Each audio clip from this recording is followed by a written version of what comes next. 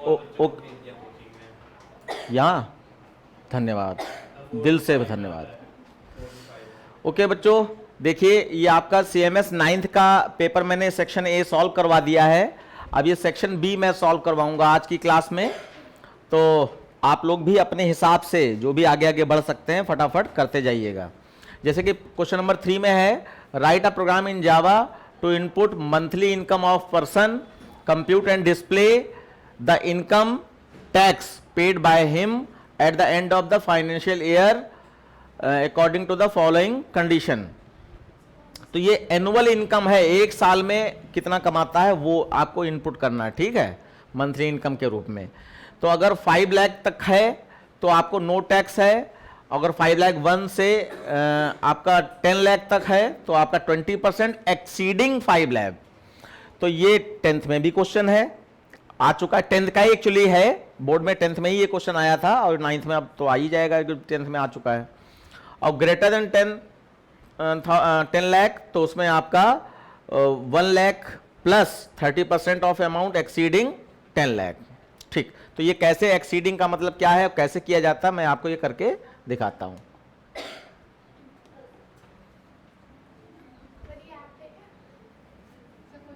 No,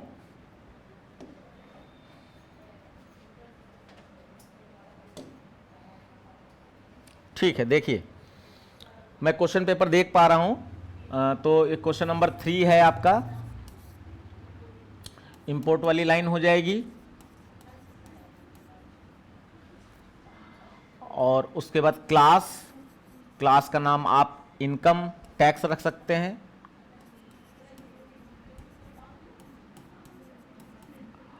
curly bracket और आपका PSVM curly bracket scanner. तो ये इतना पोर्शन आपका हर प्रोग्राम में सेम रहेगा। अब यहां से बदलेगा, सबसे पहले हमें इनकम टैक्स इनपुट करनी है तो हमने डबल टाइप का लिया, मंथली, ये इनपुट मंथली इनकम लिखा है बच्चों, ठीक है, और उसके बाद इंटू 12 करना पड़ेगा, तब आपका वो एनुअल इनकम मानी जाएगी। इंटू मंथली इनकम लिखा है, हम पढ़ के बता रहे हैं। तो आपका ये INC नाम से मैं एक वेरिएबल ले रहा हूं जिसमें इनकम है, और उसके बाद अब हम चाहें इंटू 12 करके एनुअल इनकम निकालना, तो हम एक AI नाम का वेरिएबल ले रहे, AINC एनुअल इनकम ले लिया हमने, और एक आपका यहां पर टैक्स, ये रिजल्ट वेरिएबल है तो इसको 0.0 कर देते हैं, ठीक है, ये है आपका। और उसमें आपको अकॉर्डिंग टू फॉलोइंग, ठीक है, condition okay, compute and display the income tax paid by him. तो टैक्स ही पेड कितना कर रहा है ये निकालना है आपको, माइनस माइनस जैसे करना होता है वो नहीं करना है।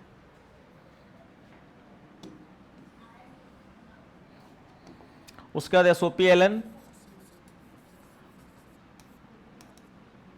Enter monthly income,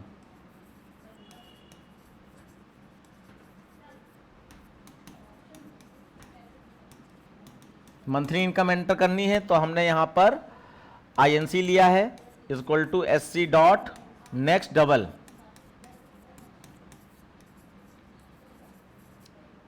next double. उसके बाद अब इसको एनुअल इनकम में कन्वर्ट कर लिया जाए, AINC is equal to INC into 12, 0.0 लगाओ ना लगाओ क्योंकि कोई डिवाइड थोड़ी ना हो रहा है, लगाओ या ना लगाओ। अब आपको चेक एनुअल इनकम करनी है, एनुअल टोटल एनुअल इनकम, ठीक। तो आपका AINC up to 5 lakh, less than equal to 5 lakh, up to का मतलब लेस देन होता है 1 2 3 4 5। तो आपको टैक्स निकालना है, टैक्स इज इक्वल टू, इन्होंने इसमें लिखा है नो टैक्स, तो नो टैक्स में आप डायरेक्ट 0 ही लिख दीजिए, कोई कैलकुलेशन करने की जरूरत नहीं है। उसके बाद एलसिफ लगाइए, तो AINC एनुअल इनकम आपका कहा गया 5 लाख से 5 लाख 1 से, तो greater than equal to 1 2 3 4 5 lakh 1 से एंड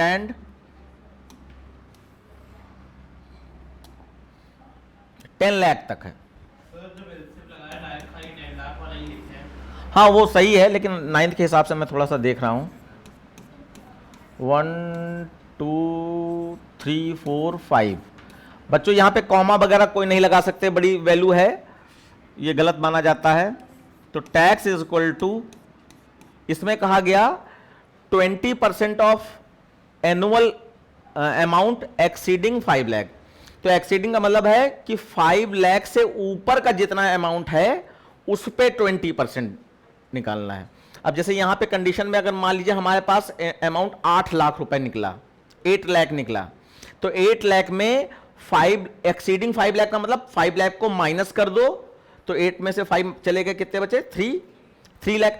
3 लाख का 20% निकालना है। तो एक्सीडिंग का मतलब है जितना एक्सीडिंग पार्ट बताया गया है तो उसको पहले माइनस करो, तो जो बचेगा उसका 20% 10% ये निकालना होता है। ये एक्सीडिंग का मतलब है।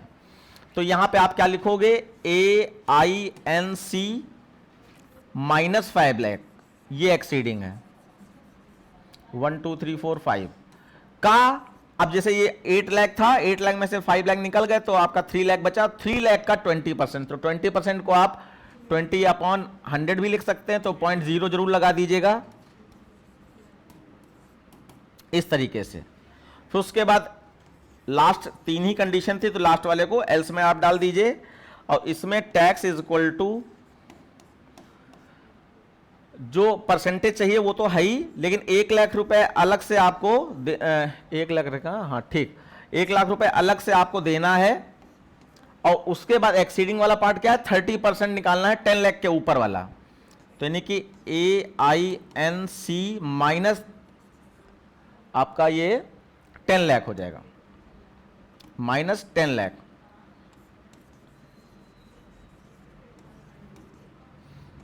और इसका कितना है? 30% है, तो आप 30.0/100.0 semicolon.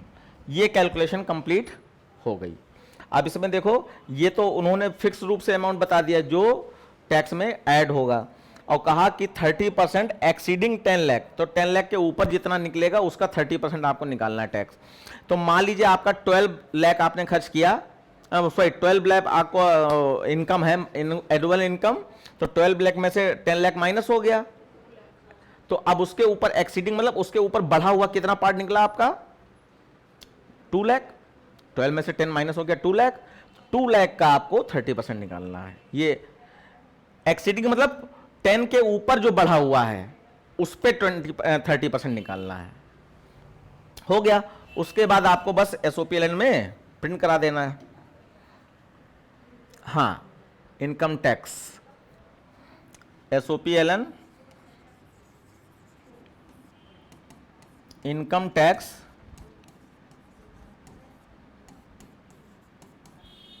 Is equal two plus tax, और फिर पब्लिक स्टैटिक वॉइड बंद और क्लास बंद। ऑनलाइन वाले बच्चे बताएं, ये बात क्लियर हो गई कि एक्सीडिंग का मतलब क्या है? Yes sir.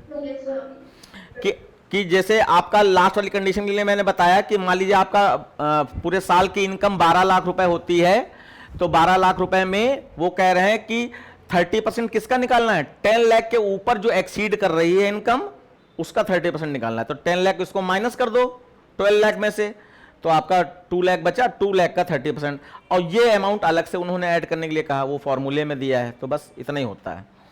ठीक है, तो अब इसको समझाने की जरूरत नहीं है आई थिंक। आप दूसरा क्वेश्चन देखिए। ये सब लिखना होता है?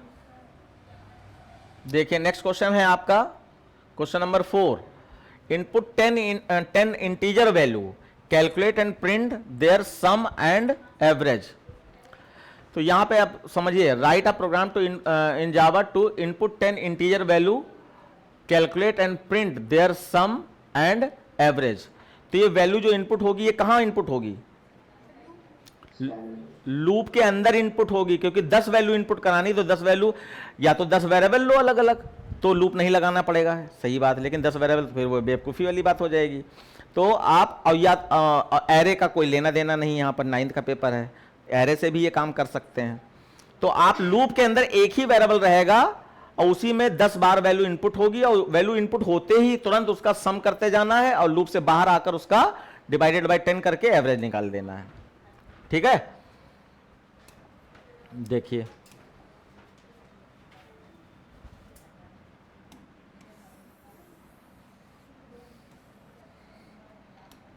क्वेश्चन नंबर 4, इंपोर्ट क्लास, ये आपका नंबर है मान लीजिए, public static void main string args curly bracket scanner,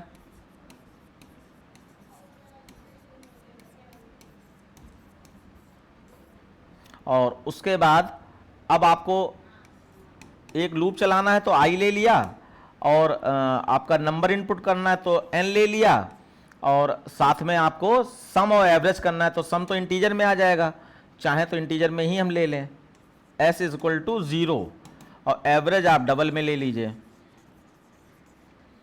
avg is equal to 0.0। उसके बाद 10 नंबर इनपुट करना है तो 10 का आपको लूप चलाना पड़ेगा। For i is equal to 1, i is less than equal to 10, i plus plus, अब इसके अंदर आपको इनपुट करना है SOPLN, enter a number, enter a number, और ये नंबर आपका n में आप ले रहे हैं, n is equal to sc dot next int। उसके बाद अब इसको तुरंत सम करना है आपको, तो सम वाली लाइन क्या होती है, sum is equal to sum plus n, n में जो नंबर था वो सम हो जाए। लूप बंद कर दिया तो 10 नंबर आपके इनपुट होंगे, यहाँ पे 10 नंबर आपके सम में ऐड हो जाएंगे, और फिर avg एवरेज,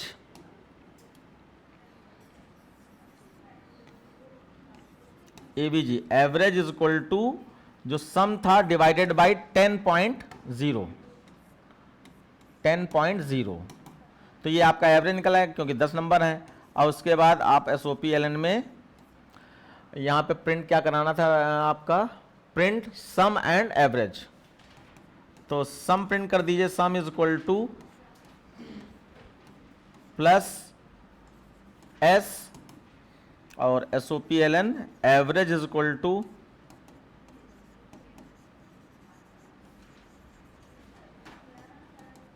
प्लस avg।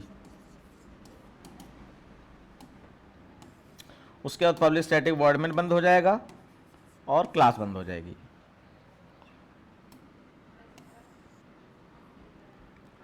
अगम बेटा अब देखो ये 10 बार नंबर इनपुट होगा, मान लीजिए आप जो है i1 है 10 से छोटा है, एंटर नंबर लिख के आएगा, आपकी मर्जी, आप कुछ भी नंबर इनपुट कीजिए। पहला नंबर इनपुट किया, मान लीजिए आपने 2 इनपुट किया तो 2 सम में ऐड हो गया, 0 प्लस 2 2, फिर i प्लस प्लस होके 1 से 2 हो गया, फिर से एंटर नंबर, अब आपने 4 दे दिया तो 2 तो पहले जा ही चुका था, 2 प्लस 4 6 आ जाएगा। ऐसे 10 नंबर आपके इनपुट होंगे, वो सम होते चले जाएंगे, लूप से बाहर आए, 10 से डिवाइड करके एवरेज निकाल दिया, सम एवरेज प्रिंट करा दिया। आगे आगम समझ में? Yes sir. बहुत अच्छा। देखिए नेक्स्ट क्वेश्चन देखिए,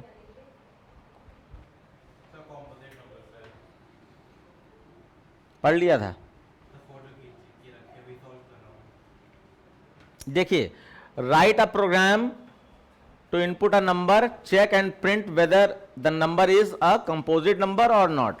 तो देखो कंपोजिट नंबर में कंफ्यूजन तो रहते हैं, लेकिन आप एक चीज याद कर लीजिएगा, जैसे कई बच्चे ये कह देते हैं या डेफिनेशन है कि जो प्राइम नहीं है वो कंपोजिट है, सही है, तो आप प्राइम का प्रोग्राम बनाइए और जहां पे इक्वल टू 2 चेक करते हैं सी को, वहां ग्रेटर देन 2 चेक कर लीजिए। पूरा प्राइम का प्रोग्राम बनाइए और ग्रेटर देन 2 चेक कर लीजिए, लेकिन वो रियल डेफिनेशन के अकॉर्डिंग वर्किंग नहीं मानी जाएगी।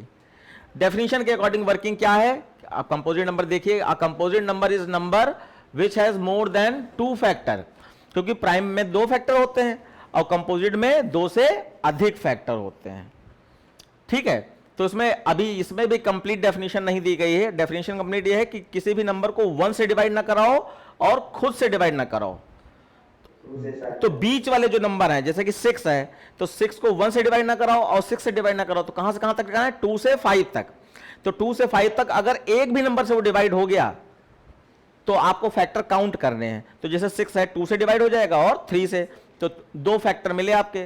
तो 2 फैक्टर मिले तो एक भी फैक्टर मिलता है तो कंपोजिट नंबर, एक से अधिक फैक्टर मिल जाए तो बहुत अच्छी बात। तो हम वही डेफिनेशन लेके चल रहे हैं। अभी मैं आपको यही सिखाता हूं। जैसे ये 8 वाला ही एग्जांपल मैं ले लेता हूं, और ये जो डेफिनेशन अभी बताई है इसमें तो प्राइम जैसा बना देना चाहिए, एक से अधिक फैक्टर चेक करने हैं। खाली क्या करें, ये जैसा था वैसे बना दें, प्राइम वाला प्रोग्राम बनाना होगा बस। हाँ, तो प्राइम वाला बना दें, वो ज़्यादा अच्छा है, क्योंकि नहीं तो फिर आपको और याद रखना पड़ेगा, है ना। चलिए मैं प्राइम वाले तरीके से ही कर दे रहा हूं। क्वेश्चन नंबर 5, इंपोर्ट वाली line, class composite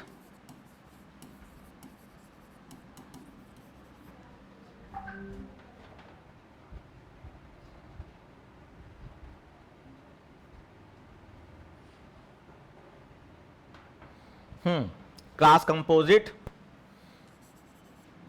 public static void main. जो भी बच्चे यहाँ पे सीखे हुए हैं काफ़ी कुछ, तो उनको चाहिए वो क्वेश्चन देख चुके हैं, अपने आप से कोड बनाने की कोशिश करें, और फिर लास्ट में हमने जो बनाया है अगर कुछ अंतर है तो उसको डिस्कस भी करने का मौका मिल जाएगा कि सर हमने ऐसे बनाया। अब यहाँ पे प्राइम नंबर के लिए हम लोगों को आई लेना पड़ता है लूप चलाने के लिए, और ए में हम लोग नंबर इनपुट करते हैं, या ए की जगह पे हम नम ले रहे हैं। यहाँ पर ए थोड़ा अच्छा नहीं लग रहा है, नंबर नम में ले लीजिए, और उसके बाद काउंटर वेरिएबल सी ले लेंगे, फिर SOPLN, enter a number, enter a number, और num is equal to SC dot next INT।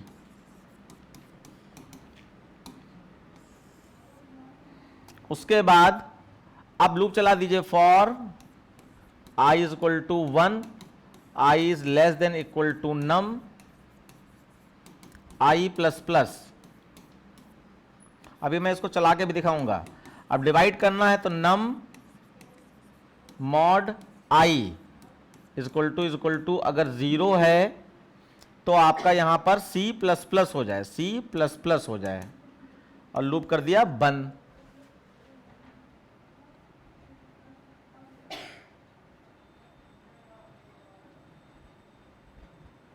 Okay,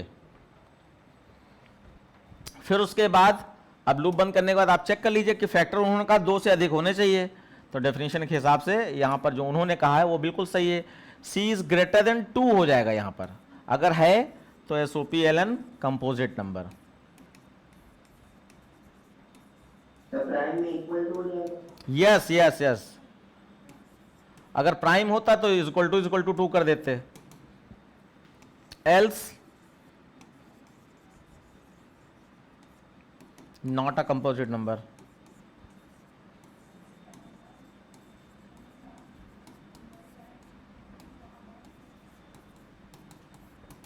उसके बाद पब्लिक स्टैटिक वॉइड मेन बंद और क्लास बंद। अब देखिए 8 एग्जांपल लिया था, तो 8 आपने यहां पे लिया है, 8 को 1 2 3 4 5 6 7 8 इनसे डिवाइड करके देखना है। तो अब देखो 1 से 8 डिवाइड हो गया तो एक फैक्टर मिल गया, फिर 2 से 8 डिवाइड हुआ तो एक और फैक्टर मिल गया, फैक्टर काउंट कर रहे हैं। फिर 3 से डिवाइड नहीं हुआ, 4 से डिवाइड हुआ तो एक और फैक्टर मिल गया, 5 से 6 से 7 से नहीं डिवाइड हुआ, 8 से फिर से डिवाइड हुआ तो एक और फैक्टर मिल गया। तो यानी कि C प्लस प्लस होकर कितना हो जाएगा? 4 हो जाएगा। तो यहाँ पे देखिए एक बार मैं जो नए बच्चे उनके लिए बता दे रहा हूँ कि जैसे मान लीजिए आपने यहाँ पे I में 1 है, यहाँ से यहाँ आए और 1 is less then 8, condition true, नीचे आ गए। अब 8 मॉड 1, तो 1 से 8 डिवाइड हो जाता है, कंडीशन ट्रू हो जाएगी तो C प्लस प्लस होकर 1 हो जाएगा। C की वैल्यू 0 थी, 1 हो जाएगी। उसके लूप ऊपर गया, I प्लस प्लस होकर 2 हो गया, कंडीशन ट्रू, अब 2 से भी 8 डिवाइड हो जाता है, सी प्लस प्लस होकर 2 हो जाएगा, फिर आई प्लस प्लस होकर 3 हुआ, अब 3 से डिवाइड नहीं होता, फिर आई प्लस प्लस होकर 4 हुआ, कंडीशन ट्रू, अब 4 से भी डिवाइड हो जाता है, तो ये आपका 3 हो जाएगा, 2 से 3 हो जाएगा, फिर लास्ट में अब और बीच वाले नंबर से डिवाइड नहीं होगा, अब आई प्लस प्लस होकर 8 हो जाएगा जब लास्ट में, तो 8 के बराबर है और 8 से 8 डिवाइड हो जाएगा, तो आपका 3 से प्लस प्लस होकर 4 हो गया, फिर लूप फॉल्स बाहर आए, अब यहाँ 4 is greater than 2, condition true, तो कंपोजिट नंबर, और यहीं पे अगर प्राइम होता तो यही सेम स्टेटमेंट है, बस c इज इक्वल टू 2, तो एसोपिलन प्राइम नंबर। आ गया बच्चों समझ में, ऑनलाइन वाले बच्चे? Yes, sir. ठीक, नेक्स्ट क्वेश्चन देखिए।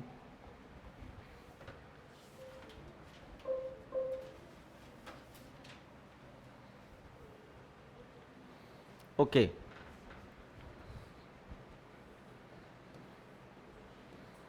क्वेश्चन नंबर 6, ये आपका स्विच केस से दे दिया गया है, वॉल्यूम निकालना है क्यूब का, क्यूबॉइड का और सिलेंडर का, ठीक है, फॉर्मूले सारे दिए हैं, साइड इस क्यूब कर देंगे तो क्यूब का वॉल्यूम है, और length into width into height तो क्यूबॉइड, और ये हम लोग कराते हैं ना स्विच केस में, और पाई की वैल्यू 3.14 है।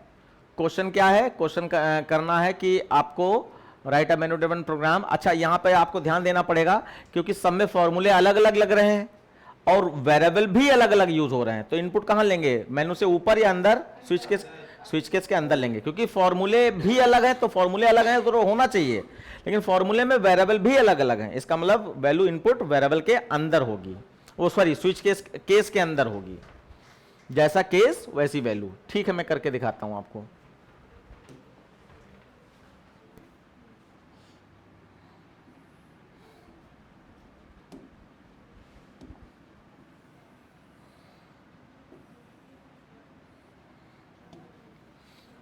यस, तो क्वेश्चन नंबर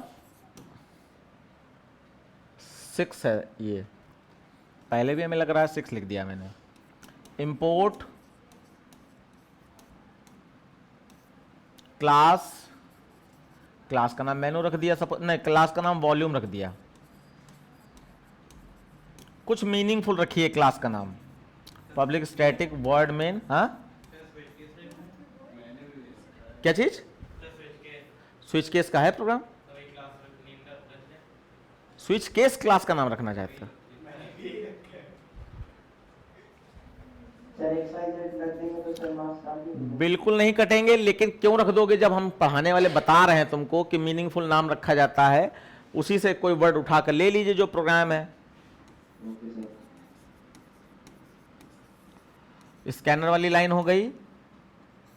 उसके बाद बच्चों यहां पे आपको, अब यहां पे क्योंकि वैल्यू इनपुट केस के अंदर करनी है, रीजन क्या है कि हर फॉर्मूले में जो वेरिएबल यूज हुए हैं वो अलग अलग हैं, एक फॉर्मूले के वेरिएबल किसी दूसरे फॉर्मूले में यूज नहीं हो रहे हैं, इसलिए केस के अंदर ही वैल्यू इनपुट करना पड़ेगा। तो यहां पे अब तरीका क्या हुआ, सीधे मेनू बनाइए, SOPLN एंटर। हाँ, आप चाहें तो रिजल्ट वेरिएबल जो है ग्लोबल ले सकते हैं, जिससे बार बार ना लेना पड़े। ठीक, हाँ, दोनों आप ऊपर ले सकते हैं, तो ठीक है, मैं भी वही करे दे रहा हूं, इसको थोड़ा नीचे कर दिया। आपका पॉइंट में आ सकती है वैल्यू ना, तो double v is equal to 0 कर लिया, ठीक है, हाँ 0.0 कर दीजिए। अच्छा, ये खाली 0 बाई चांस लिख देते हो तो वो 0.0 ही लगा लेगा अपने आप। तो enter 1 for volume of cube,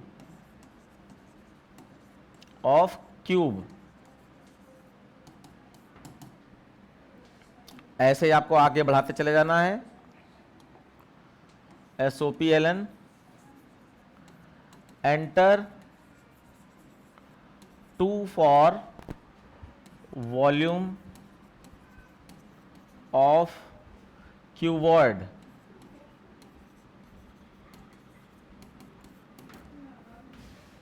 SOPLN enter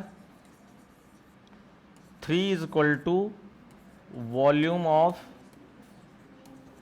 of cylinder,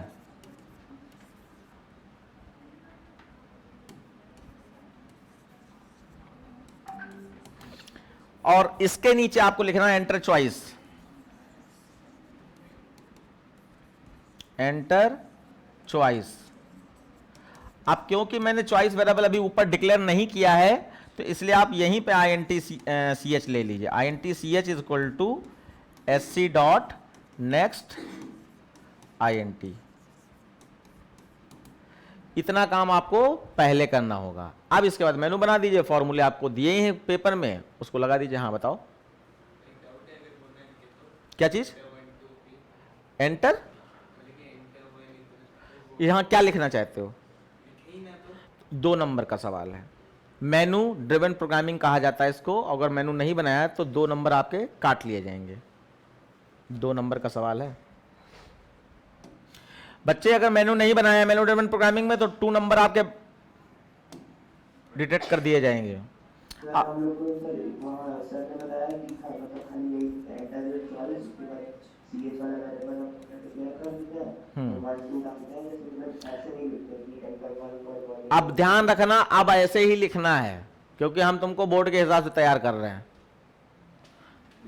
हाँ, अब यहां पर केस 1। अच्छा, मैंने कुछ गलतियां बताई थी जो आप लोग करते हो। क्या? एक तो स्विच का एस बड़ा कर देते हो, पहली गलती। गलतियां क्या करते हो? स्विच का एस बड़ा कर देते हो, जबकि स्विच एक कीवर्ड है तो पूरा छोटा होता है। दूसरा, यहां सेमीकोलन लगा देते हो जो कि बिल्कुल नहीं लगता। तीसरा, यहां कर्ली ब्रैकेट खोलना चाहिए लेकिन खोलते नहीं हो, सीधे एक स्विच लिखा, केस लिख दिया। और हमसे एक गलती हो जाती कि हम जब जल्दीबाजी में होते तो हम केस 1 ही नहीं लिखते, सीधे कैलकुलेशन चालू। बाद में याद आता अच्छा केस के अंदर करना है। तो हम लोगों ने ऊपर वेरिएबल कौन सा लिया रिजल्ट वाला? वी लिया है, वी। अब यहां पर आपको मालूम है बच्चों, यहां पे आपको वेरिएबल डिक्लेयर भी करना है, वैल्यू इनपुट भी करना है, फॉर्मूला भी लगाना है और रिजल्ट भी प्रिंट कराना है। चारों चीजें करनी है।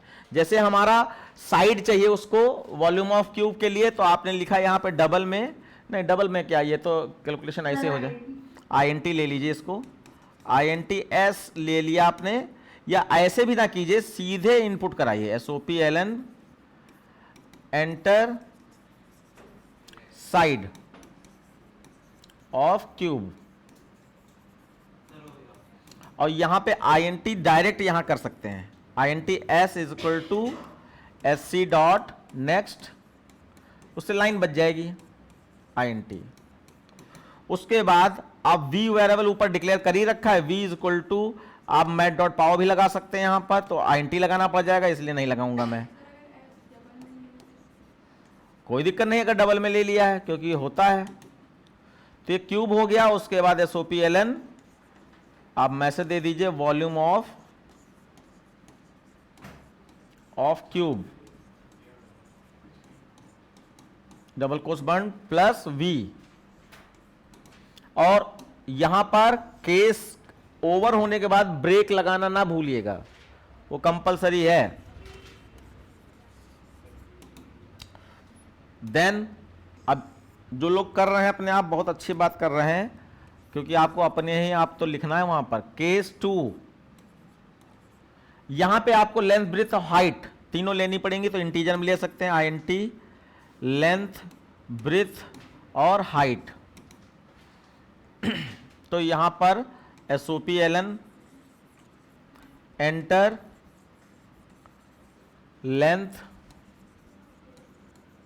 Length comma breadth and height. हाँ, डिफॉल्ट केस अगर बनाना भूल जाए तो कितने मार्क्स होते हैं? 1 नंबर ज्यादा होगा, तो वो भी बहुत है 100 के लिए। 100 के लिए बहुत है। L is equal to SC dot next INT। Saanvi, क्या आप अपने आप बना पा रही हैं? बहुत अच्छा।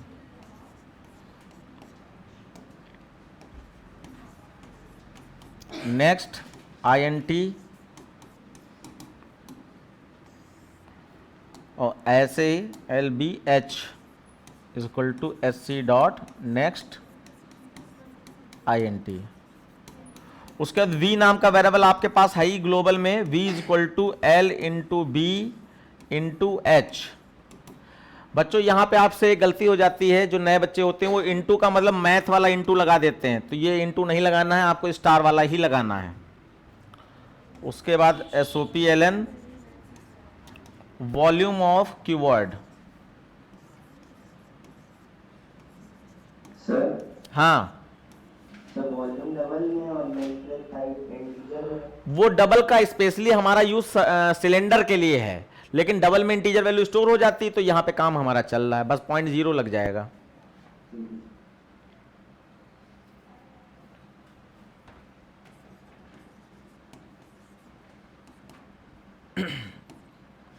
Plus V।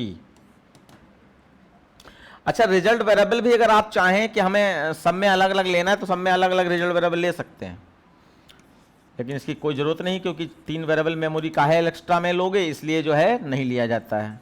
फिर केस आपका 3 हो जाएगा, और ये कोलन साइन होता है, सेमीकोलन ना लगा देना केस में। और यहाँ पे आपका डबल में ही लेंगे हम लोग वेरिएबल, डबल R, H। वो पॉइंट में कैलकुलेशन हो ही रही, पाई की वैल्यू है ही पाई R स्क्वायर H, तो फिर टाइप कास्टिंग करनी पड़ेगी।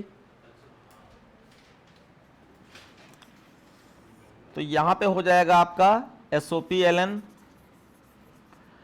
एंटर रेडियस, एंटर R का मतलब रेडियस ही होता है ना, रेडियस एंड हाइट।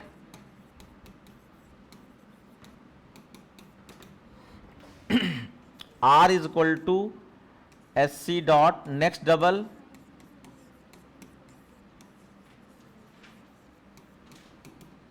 और H is equal to SC dot next double.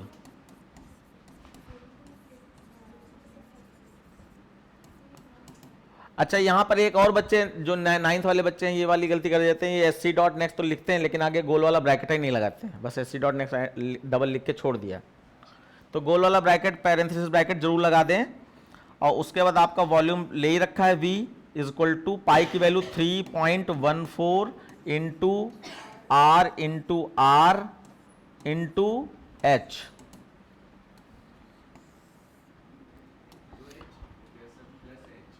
Plus H कहां से हो जाएगा यार, SOPLN वॉल्यूम ऑफ सिलेंडर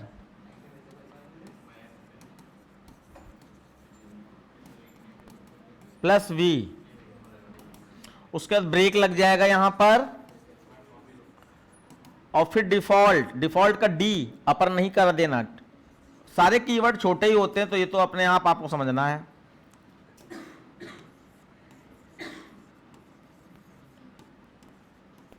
और यहां पे रॉन्ग चॉइस, इनवैलिड चॉइस, इस तरीके से मैसेज दे दिया जाता है।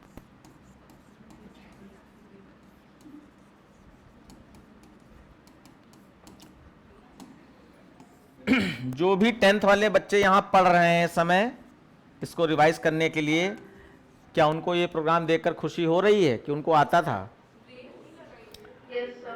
इसमें डिफॉल्ट में ब्रेक थोड़ी लगाया जाता है, क्योंकि डिफॉल्ट के बाद तो कर्सर नीचे अपने आप ही जाएगा, इसके बाद कोई स्टेटमेंट तो है नहीं।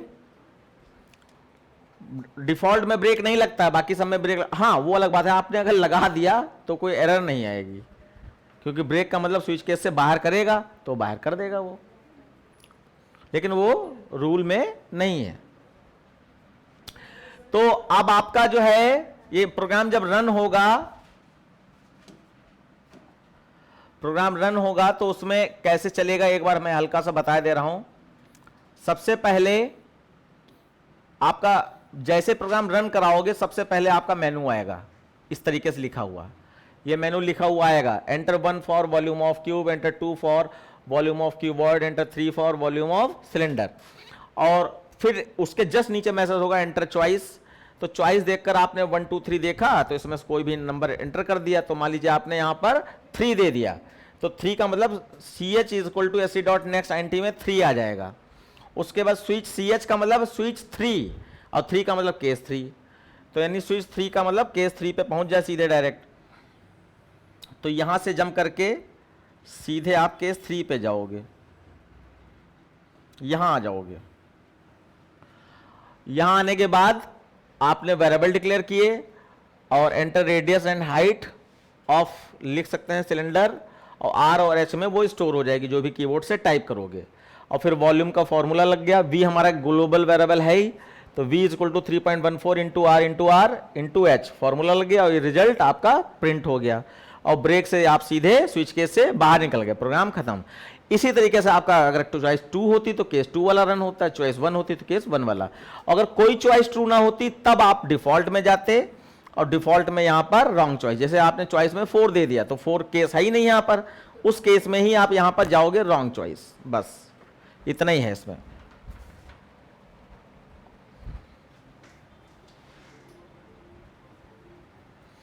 अब ये आपका क्वेश्चन नंबर 7। क्वेश्चन नंबर 7 में देखिए छोटी सी एक सीरीज दी गई है, write a program in Java to compute the sum of series. तो 1 4 9 16 इसमें क्या हो रहा है, तुम सानवी बताओ, सानवी तुम बताओ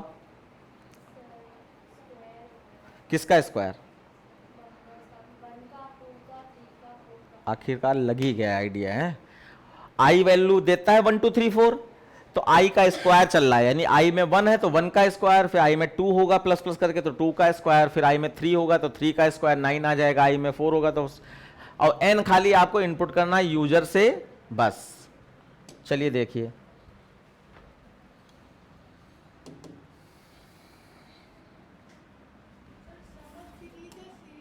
सम ऑफ सीरीज है।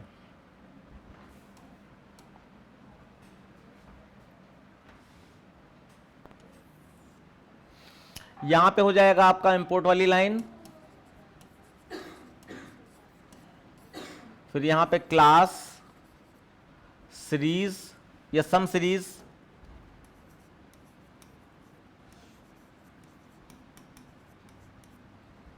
और उसके बाद curly bracket public static void main string args curly bracket, और यहां पर आपका scanner sc equal to new scanner system dot in, और उसके बाद वेरिएबल हो जाएगा। आपको लूप चलाना है तो i ले लिया और n इनपुट करना है नंबर ऑफ टर्म्स के लिए तो n हो गया, और सम करना है तो s इक्वल टू 0 हो गया, और उसके बाद SOPLN enter number of terms, enter series term. Term मतलब एक नंबर जो है एक टर्म कहा जा रहा है, अगला नंबर दूसरा टर्म कहा जाएगा। एंटर सीरीज टर्म्स, और यहां पे आपने n equal to sc dot next int से इसको स्टोर कर लिया, n में स्टोर हो गया। उसके बाद आपको यहां पर लूप चला देना है फॉर i इक्वल टू 1। अच्छा, सीरीज का लूप हमने बताया आपको 1 से n तक ही चलाया जाता है, तो उसमें कोई लफड़ा ना कीजिएगा। i plus plus curly bracket start किया, sum is equal to sum plus i into i कर दीजिए। आप मैट डॉट पाव भी लगा सकते हैं लेकिन उससे लफड़े में ना पड़िए। और फिर लूप से बाहर आए SOPLN sum of series,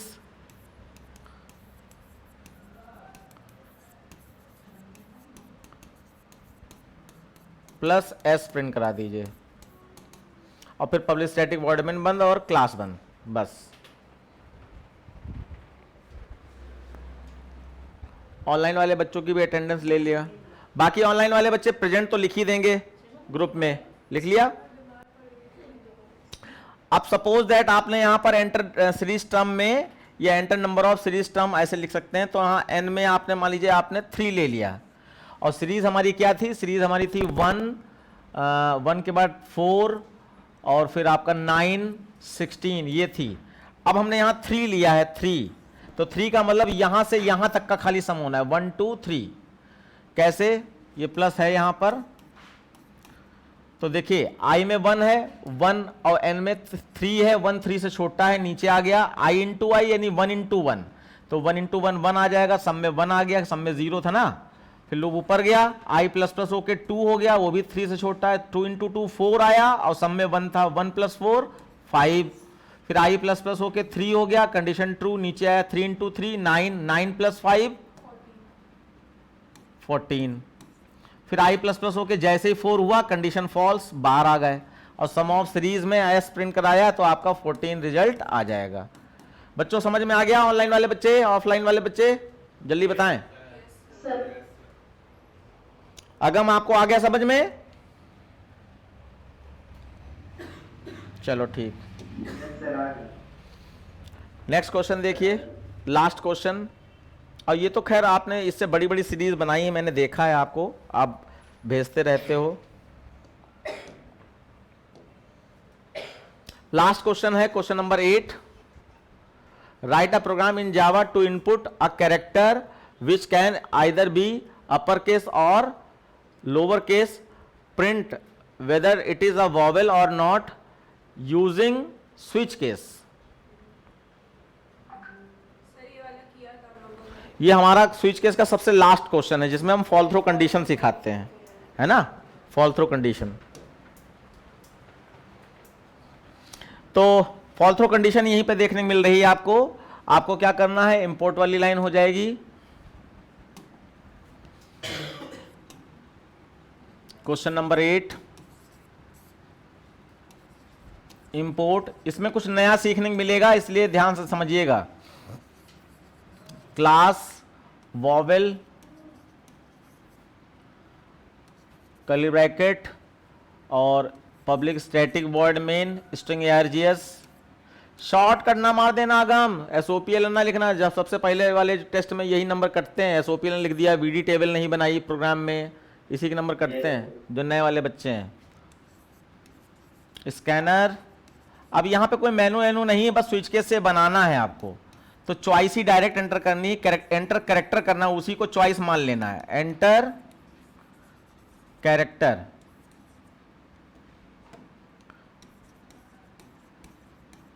character और इसी को चॉइस मान लेना है। तो सी एच में मैं ले रहा हूं char c h is equal to s c dot next INT, next next और गोल वाला ब्रैकेट डॉट कैरेट 0। देखो अब आदत में है ना, तो वही जा रहा था, अभी रोक लिया तुम लोगों ने, तो चला जाता अभी, और ये नेक्स्ट INT लिख जाता। नेक्स्ट के बाद गोल वाला ब्रैकेट, अब कई बच्चे नेक्स्ट के बाद डॉट लगाकर डायरेक्ट लिख देते, गोल वाला ब्रैकेट के बाद डॉट लगाकर कैरेट 0 लिखा जाता है। ये सिंगल कैरेक्टर स्टोर कराने की लाइन है। उसके बाद आप यहां पर स्विच, इसमें कोई मेनू नहीं बनाना, स्विच CS लिख देना है, स्विच CS और कर्ली ब्रैकेट खोल दिया। अब यहां पर केसेस को ध्यान दीजिए थोड़ा सा, अपर केस लोअर केस दोनों हो सकता है कैरेक्टर, तो यहां पर केस A, और A को अगर सिंगल कोट्स में नहीं रखा तो गलत हो जाएगा, केस A, और ऐसे ही केस स्मॉल में A। अब ये 5 बार लिखना है जो मैंने ये अभी दिखाया आपको। ऐसे case E, case E, case AEI। Sir हाँ, वहाँ पे केस लगाते हैं तो बस 5 ही लिखने होंगे। नहीं, वो तो लिखा है ना कि character should be in upper case और लोअर केस, क्वेश्चन में लिखा है बेटा। I case AEI O, case O, 0 जैसा लग रहा है, मैं थोड़ा सा ऐसे बना देता हूं, AEIOU, case U, single quotes जरूर लगाना है, केस U। इनमें से कोई भी मैच हो जाए तो SOPLN में वॉवेल, वॉवेल, और फिर ब्रेक लग जाएगा आपका यहीं पर, और फिर यहां पर हो जाएगा डिफॉल्ट, डिफॉल्ट कोलन साइन, और यहां पे आ जाएगा consonant. SOPLN consonant.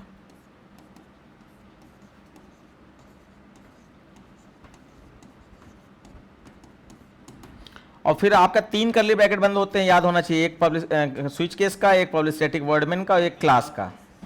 Switch case में हमेशा 3 बंद होते हैं, बाकी जनरल प्रोग्रामिंग में 2 बंद होते हैं और फंक्शन प्रोग्रामिंग में भी 2 बंद होते हैं लास्ट में। अब देखो ये कैसे वर्क कर रहा है। यहां पे फॉल थ्रू कंडीशन, अगम बताओ फॉल थ्रू कंडीशन क्या थी? स्विच जैसे ही कोई जो कंडीशन से ट्रू होगा लेकिन तो वो नीचे तुरंत नहीं पे चला जाएगा। फॉल थ्रू कंडीशन का मतलब था किसी केस में ब्रेक ना लगाएं, और अगर उस केस की कंडीशन ट्रू हो गई तो उसकी वर्किंग तो होगी, और क्योंकि ब्रेक नहीं लगा है तो उसके नीचे जितनी और केसेस हैं वो भी ट्रू होना शुरू हो जाएंगे और सबके अंदर की वर्किंग हो जाएगी जब तक ब्रेक ना मिल जाए। अगर ब्रेक मिला ही नहीं तो डिफॉल्ट में भी चला जाएगा, उसमें भी रॉन्ग चॉइस टाइप का या कॉन्सोनेंट जैसे लिखा है वो प्रिंट करा देगा।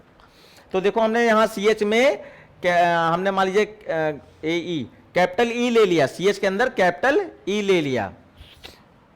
अब स्विच CH का मतलब है स्विच E, तो कैपिटल E पे जाए तो कैपिटल E सीधे यहां मैच करेगा आकर, यहां मैच किया। अब क्योंकि ये केस है तो इसके अंदर वर्किंग हो ना हो ब्रेक तो होना ही चाहिए, तो फिलहाल वर्किंग भी नहीं है और नीचे उतरेगा, वर्किंग नहीं मिली और ब्रेक भी नहीं मिला तो क्या करेगा, नीचे केस स्मॉल ई में चला आएगा। अब इसमें भी वर्किंग नहीं मिली, ब्रेक नहीं मिला तो केस आई में भी चला आएगा, इसमें भी वर्किंग नहीं मिली, ब्रेक नहीं मिला तो केस स्मॉल आई, फिर O U U ये सब चलता चला आएगा। अब जब कहीं ब्रेक मिल ही नहीं रहा तो सीधे यहीं पे लास्ट में पहुंचेगा और लिख देगा vowel character it is a vowel character, ऐसे करके कोई भी मैसेज दे दीजिए। अब ब्रेक मिल गया तो ब्रेक से यहीं से बाहर चला जाएगा। अब मान लीजिए आपने कैरेक्टर इनपुट कर दिया B, कैपिटल B, तो B आपका ये कोई केस है ही नहीं, तो उसमें अपने आप ऑटोमेटिकली डिफॉल्ट में चला जाएगा और लिख देगा कॉन्सोनेंट। बताइए बच्चे आ गया समझ में? सर मतलब वॉवेल का सर कोई भी अपने अगर कैरेक्टर में एंटर कर ले तो वॉवेल प्रिंट आ जाएगा पूरा फॉल थ्रू कंडीशन के थ्रू। हाँ, और अगर हमने वॉवेल का कुछ नहीं किया कॉन्सोनेंट दे दिया सपोज दैट, तो कॉन्सोनेंट में कोई मैच ही नहीं करेगा केस। जब केस मैच नहीं करेगा तो अपने आप कहां जाएगा, डिफॉल्ट में, और डिफॉल्ट में हमने कॉन्सोनेंट लिख रखा है तो B को अपने इनपुट किया सपोज दैट, तो B यहां मैच नहीं करेगा तो कॉन्सोनेंट चला जाएगा। ठीक है, यस सर।